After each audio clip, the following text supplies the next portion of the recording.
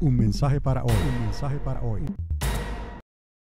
La diapositiva que están mirando es una combinación, en cierta forma, de varios de los temas que hemos hablado durante estos estudios sobre los tiempos finales.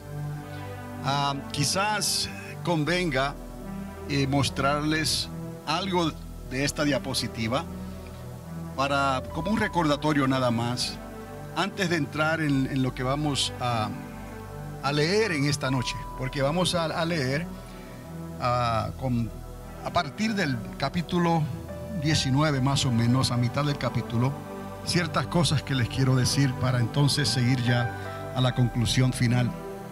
Pero en esta diapositiva, lo que estamos viendo aquí, y cuando estemos leyendo se va a dar cuenta, porque esta historia de la grande tribulación, la segunda mitad de esos 7 años, que se dividió en 2 mitades de 42 meses, la segunda mitad de 42 meses, es lo que en realidad contiene los eventos que se conocen también como el tiempo de angustia de Jacob. Entonces hay 4 caballos prominentes aquí que están relacionados con los primeros 4 sellos, que son los que primeramente se abren para luego seguir unas trompetas y luego seguir unas copas durante ese periodo de 3 años y medio.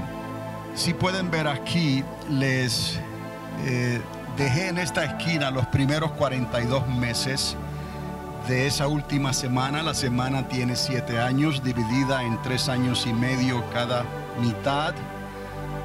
Y estos son los primeros 42 meses o la primera mitad, donde se habla de los 2 olivos, de los 2 profetas, los 2 testigos, donde se hablan que se marcará el comienzo de esa última semana cuando comience el ministerio de esos 2 olivos, de esos 2 profetas, quienes tendrán un ministerio dado por el Señor de 42 meses, y esta es información dada. Y todos los estudios todo el estudio, mejor dicho, que hemos hecho, la información que le he presentado a lo largo y lo ancho de este estudio ha sido información circunstancial e información dada. Y basada en esa información, de esa manera, he podido plantear el desarrollo de esa última semana de una manera que tiene sentido, sin dejar lagunas ni lugares grises por ahí que no se puedan explicar, que debemos de tener una respuesta a cualquier interrogante que se nos haga sobre esta información. Y es importante porque el Señor mismo nos dio instrucciones de que leyéramos, entendiéramos, aprendiéramos y habláramos de estas cosas, porque el tiempo del fin se había acercado. Lo único que obviamente como humanos, y les he hablado anteriormente, que hace 2000 años de que se está diciendo que el Señor viene pronto. No hay ningún problema en realidad, porque ya sabemos que para Dios un día es como 1000 años y 1000 años como un día. Y que tenían que suceder ciertas cosas para que se cumplieran ciertos días de Dios, para que entonces llegara el día del Señor. Han transcurrido 6 días para el hombre, 6000 años. Entonces nos queda el día del Señor, que es el último milenio, que es lo que conocemos, el reino de nuestro Señor Jesucristo. Y eso es lo que esperamos, ese reino milenial. Entonces, justo antes de que ese reino milenial se establezca, entonces es que se desenvuelve, se desata, se desarrolla esa última semana que habló el profeta Daniel, una semana de 7 años, de 70 semanas que nos fueron dadas ya en la palabra de Dios, de las cuales 69 ya se han cumplido. Y entonces obviamente nos resta una semana, la semana final. Y de eso hemos hablado en este estudio, y de ahí que necesité de indagar de una manera completa, no solamente en el libro de Apocalipsis, sino otros libros que hablan de los mismos eventos que están profetizados en Apocalipsis que le fueron dados al apóstol Juan en la isla de Patmos, pero que coinciden con otra información semejante que se le dio a otros profetas, y se habla de un tiempo de grande tribulación, de un tiempo de hombres como un segundo anticristo. Digo segundo porque ya vino un primer anticristo. Y entonces estaba determinado en la palabra de Dios que ese personaje se manifestaría, y lo hizo. Y entonces viene otro anticristo con mayor poder e influencia, obviamente. Y todo esto concuerda con los sueños de aquel Nabucodonosor, los sueños de Daniel, con aquella estatua, con los 4 reinos, con todas. Aquí no hay nada que se queda suelto por ahí. Todo tiene su lugar y todo tiene su explicación. Entonces nosotros, con esta información circunstancial y información dada, sí podemos presentar este caso ampliamente y con convicción. Obviamente no vamos a forzar a nadie a que tiene que pensar de la misma manera que nosotros pensamos, pero sí podremos estar delante del Señor y decirle: Señor, hicimos todo lo que pudimos con la ayuda de tu Espíritu Santo para dejar este mapa establecido por los medios de comunicación disponibles, Señor, y creemos que tu Espíritu Santo fue el que nos ayudó y nos dio la convicción y los medios para poder entender estas cosas y poder hablarlas, que tuviese sentido y no dejar por ahí lagunas de que no se sabe qué es lo que va a pasar, o hay que interpretarlo de otra manera, quizás simbólicamente. No, en realidad todo esto se puede interpretar literalmente, y de ahí entonces podemos sacar ciertas deducciones de lo que es literal y de lo que es literal y simbólico y literal, si se puede decir eso. Entonces, en una sola página he puesto esto aquí, y usted debe estar ya muy familiarizado con la mayoría de esta información que aquí les estoy demostrando. Así que estos primeros 3 años y medio es la primera mitad de esa última semana.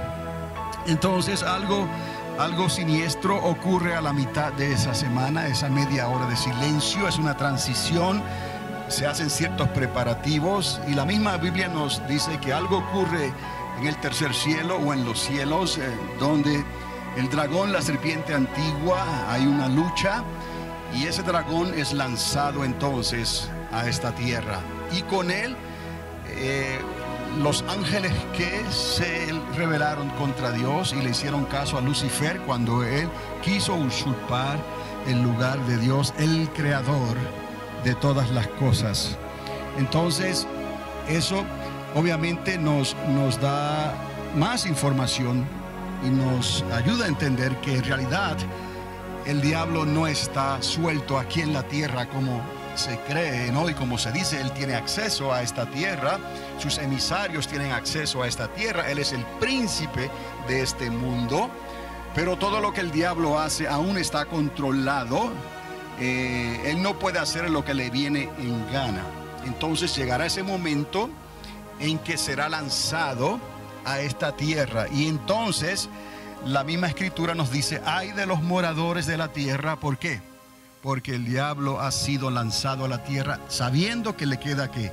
Poco tiempo. A nosotros, a la iglesia, nos toca saber ese tiempo también, el tiempo en que estamos viviendo, para poder hablar estas cosas con convicción, para poder llevar a cabo la gran comisión, el mandato, y no simplemente hablar algo en teoría o hablar algo a medias, sino presentar el evangelio completo. ¿Por qué evangelizamos? Porque el Señor viene ya.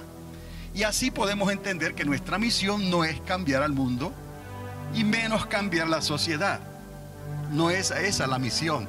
Dios nos llamó a predicar el reino de los cielos para que se arrepintiesen, para que recibieran esta fe y esta esperanza que nosotros tenemos. Y esa es la base de nuestro mensaje en Cristo Jesús.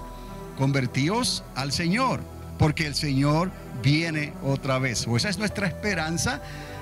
Y esa es nuestra certeza y nuestra convicción de algo que no se ve todavía, pero que ellos esperaban por hace 2000 años atrás, y ellos murieron sin ver eso. Y a nosotros nos ha tocado vivir al final de estos tiempos para poder ver eso.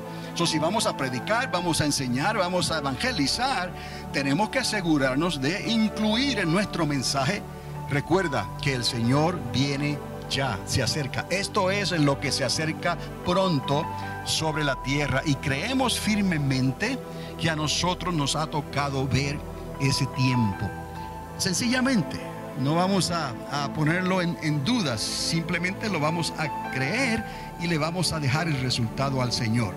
Y las señales y las cosas que están pasando a nuestro alrededor van a ir dando testimonio en cierta forma de que algo está ocurriendo, que algo no es normal allá afuera, que están ocurriendo cosas que algunos llaman apocalípticas, bíblicas, usan algunos, ¿no? Como esas aguas que se están tornando rojas en Australia y están diciendo, tratando de buscar una explicación para eso. Dios no necesita de algas marinas para convertir el agua en sangre, lo puede hacer. Él convirtió el agua en vino. Dios puede hacer lo que Él quiera. Y el libro de Apocalipsis nos dice que las plagas que ocurrieron en Egipto se volverán a repetir en estos tiempos finales que estamos viviendo. Pero el asunto es que la iglesia necesita, como los hijos de Isaacar, por el Espíritu de Dios, tener ese reloj profético en marcha dentro de nosotros, estar prestos a tiempo y fuera de tiempo para dar una palabra sazonada con sal, con confianza, con certeza, no algo en duda o que quizás Dios sabe, no, sabemos lo que estamos hablando por la misma palabra de Dios que da testimonio. El Espíritu Santo da testimonio a nuestro espíritu. El Señor está a las puertas, verdaderamente Cristo viene ya. Y han pasado casi 6.000 años y queda un día de 1.000 años. Y obviamente lo que queda ahí, lo que falta, es el reino milenial de Cristo, lo cual se ha identificado como el día del Señor. Entonces, obviamente no todo el mundo se va a sentir cómodo con estas interpretaciones, pero usted déjese guiar por el Espíritu Santo, métase con el Señor y pídale a Dios que le ayude en todo lo que usted necesite. Y nosotros vamos a seguir hacia adelante en este campamento, esperando ese glorioso regreso de nuestro Señor Jesucristo a esta tierra. Y entendemos entonces ciertas cosas que tienen que ocurrir, porque llegará un momento en que nosotros, los creyentes, los cristianos, llenos de fe y del Espíritu Santo, llegará un momento en que seremos transformados en un abrir y cerrar de ojos. ¿Por qué? Porque Dios no nos ha llamado para la ira. Estos juicios que vienen aquí son para las naciones de la tierra. Y aún Israel, el Israel de Dios, estará resguardado de estos juicios. Dios los guardará a ellos también durante esos 42 meses. Y la iglesia a nosotros también nos guardará entonces de esos juicios que vienen. ¿Cómo es que Dios nos va a guardar? Pues ya estudiamos sobre la palabra que se utiliza en griego, harpazo, que significa que el Señor nos va a tomar, metamorfosis, que nos va a transformar en un abrir y cerrar de ojos, y subiremos a las nubes y estaremos con Él, nos reuniremos en las nubes.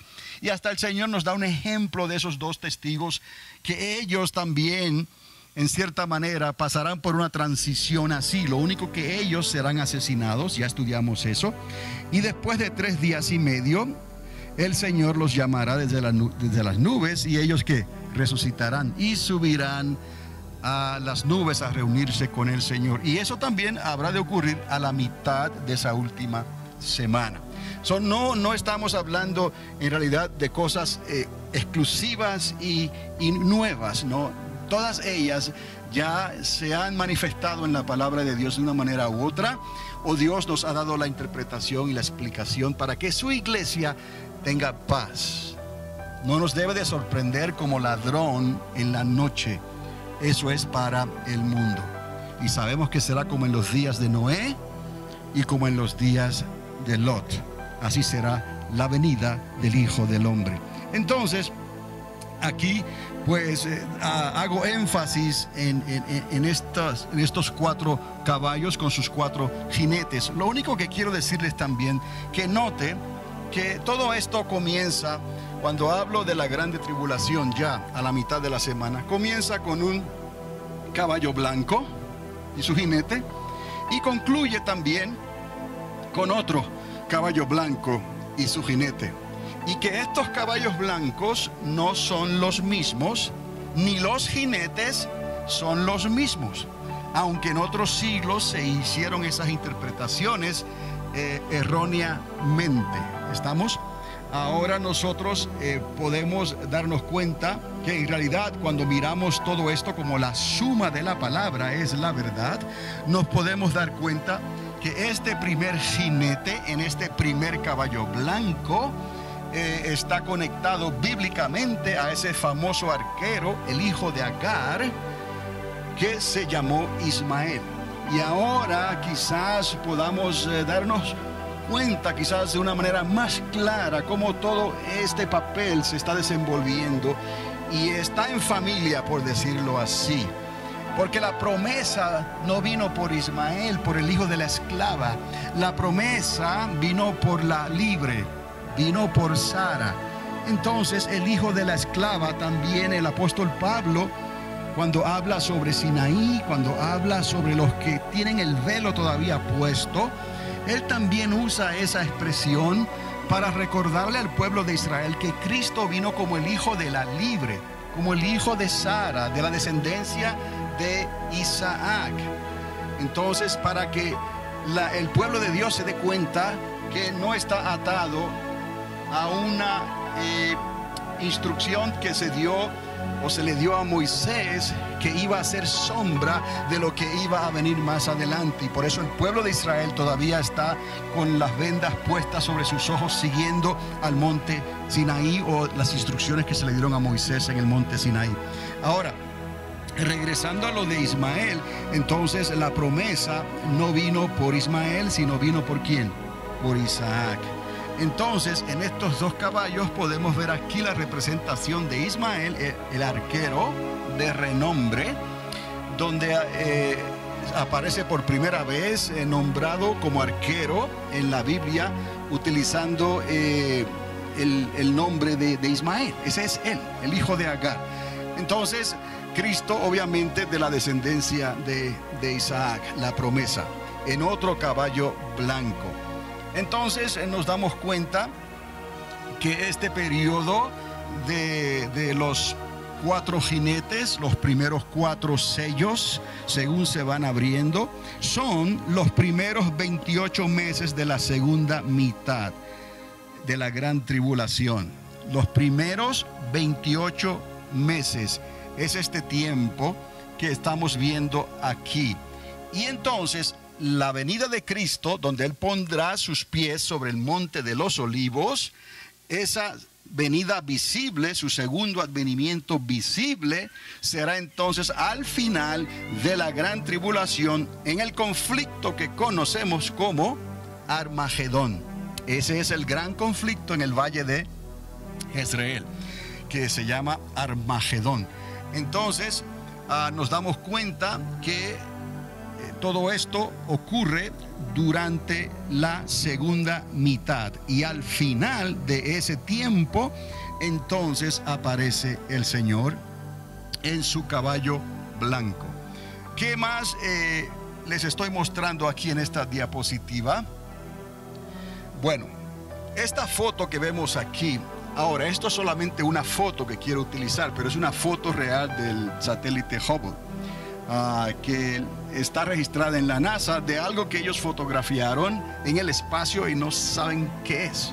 No se puede explicar por las distancias en el espacio, pero no obstante la quise utilizar porque es algo que está en el espacio flotando y no saben lo que es. Pero no con esto estoy diciendo que es la ciudad celestial que esperaba Abraham, que es la misma ciudad celestial que esperamos nosotros. Si vamos a entender esto, hermanos, cuando Abraham habla de esa patria celestial, es la misma patria celestial que nos fue revelada a nosotros. Es la misma ciudad, la Nueva Jerusalén, que se revela y muestra en el libro de Apocalipsis. Esa Nueva Jerusalén, esa ciudad celestial o ciudad dorada, como la quiera llamar, viene a esta tierra. Pero recordemos ahora que todo esto ocurrirá al final del milenio de Cristo. Entonces, esta nueva Jerusalén, esta ciudad celestial, será manifestada al final del milenio. El milenio de Cristo comienza después de Armagedón. Aquí estamos llegando a la conclusión de la semana 70. De aquí para allá sería el milenio de Cristo. Al final de ese milenio, entonces dice la Escritura que habrán cielos que nuevos y tierra nueva. Ahí hablamos, una nueva creación, un nuevo universo. Dios puede hacer lo que quiera porque Dios es eterno, ya hemos hablado, y ahora entendemos entonces cómo para Dios un día es como 1000 años y 1000 años como un día. Entonces Dios va a hacer algo extraordinario al final de ese milenio. Entonces se manifestará esta ciudad celestial que está en los últimos 2 capítulos del libro de Apocalipsis. Entonces quiero que note que en realidad, para que esta ciudad celestial se manifieste, como hemos venido hablando, entonces faltaría un día más de viaje. ¿Por qué? Porque para Dios un día es como 1000 años y 1000 años como un día. Si esta ciudad viene viajando hacia nuestra dirección, porque recuerde, va a haber cielos nuevos y tierra nueva. No se va a implantar sobre esta tierra que conocemos hoy. Se va a implantar la ciudad sobre una nueva creación. Pero supongamos entonces que ya esa ciudad está en marcha hacia nosotros. ¿Estamos? Y supongamos también que ya estamos llegando al principio de la última semana, la semana 70. O sea, que todo se ha cumplido ya, y en cualquier momento puede aparecer ese ministerio de esos 2 profetas en Jerusalén, en el templo, y en cualquier momento pueden comenzar a construir el 3er templo allí en Jerusalén. ¿Okay? Digamos que eso es así. Entonces, pudiéramos decir entonces que le queda todavía un día de viaje a la ciudad. Un mensaje para hoy. Un mensaje para hoy.